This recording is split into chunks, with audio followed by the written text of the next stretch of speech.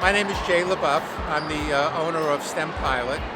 STEMPilot is a K-12 curriculum that teaches elementary, middle, and high school students how to apply their classroom math, science, and engineering by learning to fly airplanes and drones.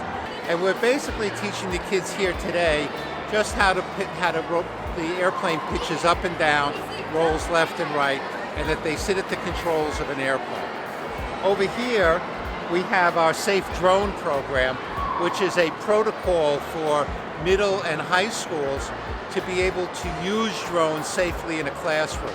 And the way that this works is that we teach the kids the theory of flying, how an airplane or a drone flies.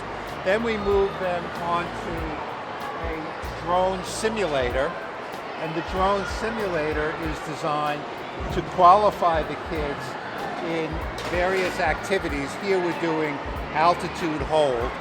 And once they successfully complete 5 levels of simulator training, we then start to repeat the training using actual quadcopters in the classroom. And so here we're training altitude hold, and when we fly the quadcopter, we ask the kids to go to red, go to green, go to yellow, go to blue, and land.